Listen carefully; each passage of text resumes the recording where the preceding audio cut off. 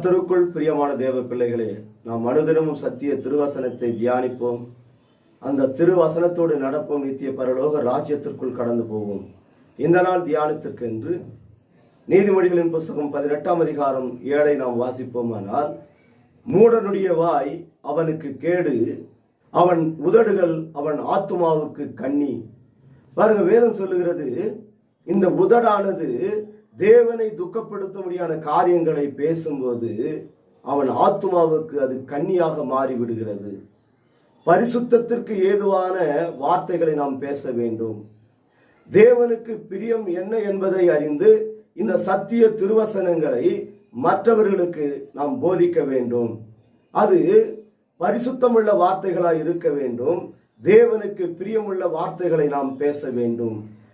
உதடானது தேவையில்லாத காரியங்களை பேசி மற்றவர்களுடைய இருதயத்தை புண்படும்படியாக வார்த்தைகளை பேசும். மூடனானவன் நாம் பேசுகிற வார்த்தை என்னதென்று அறியாதபடிக்கு இந்த உள்ளான ஆத்துமா கண்ணிக்குள்ள போய் சிக்கிக்கொள்ளும். அப்போ தேவ வார்த்தைகளை நாம் பேசும்போதும் மற்றவர்களிடத்திலே நாம் பேசும்போது உலக பிரகாரமான காரியங்களை நாம் பேசும்போதும் ஜாக்கிரதை உள்ளவர்களாய் நாம் பேச வேண்டும். மூடன் பேசுகிறது போல நம் வாய்களில் என்னென்னலாம் புறப்பட்டு வருகிறதோ அதையெல்லாம் மற்றவர்களிடத்தில் என்ன பண்ணக்கூடாது, பேசக்கூடாது. அது மற்றவர்களை இருதயத்தை காயப்படுத்தும்.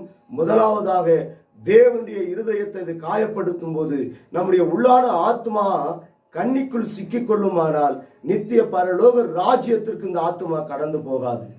கிறிஸ்தவர்கள் என்று பெயர் பெற்ற பிறகு பேசுகிற வார்த்தைகள் ஜாக்கிரதையாய் பேச வேண்டும். நாம் சத்தியத்தை அறிந்து தேவனுக்காக உண்மையாய் ஜீவிக்கிறோம் என்று நாம் வாயார சொல்லுகிறது மாத்திரமல்ல, நம்முடைய செயல்களிலும் இதை வெளிப்படுத்த வேண்டும். வீண் பேச்சு வறுமையை கொண்டு வரும். வீணான வார்த்தை மற்றவர்களுடைய இருதயத்தை புண்படுத்தும்.